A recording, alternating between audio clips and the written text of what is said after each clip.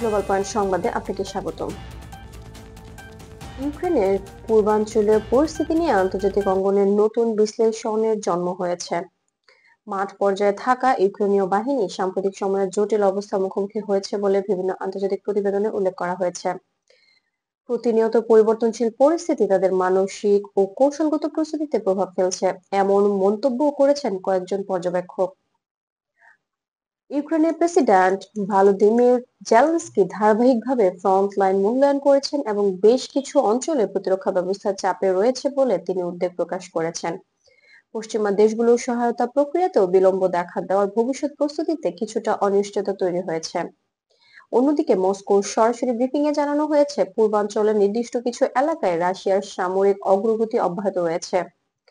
ক্রেমলিনের প্রকাশিত ফুটেজে দেখা যায়, বড় কনফারেন্স টেবিল ঘিরে উচ্চপদস্থ সামরিক কর্মকর্তারা মানচিত্র বিশ্লেষণ করছেন এবং বর্তমানে চলমান পরিস্থিতির সারসংক্ষেপ তুলে ধরেছেন। তাদের বক্তব্য, কিছু সীমান্ত অঞ্চল নতুনভাবে মূল্যায়নের আওতায় আনা হয়েছে। ভেরিফাইড আন্তর্জাতিক সূত্র অনুযায়ী 2024 সালের এই সময়ে ইউক্রেন সংকট শুধু সামরিক দিক থেকে নয়, বৈশ্বিক কূটনীতিতেও একটি বড় প্রভাব ফেলেছিল। ইউরোপীয় ইউনিয়ন, যুক্তরাষ্ট্র এবং বিভিন্ন আন্তর্জাতিক সংস্থা অবস্থান পুনর্মূল্যায়ন করছে।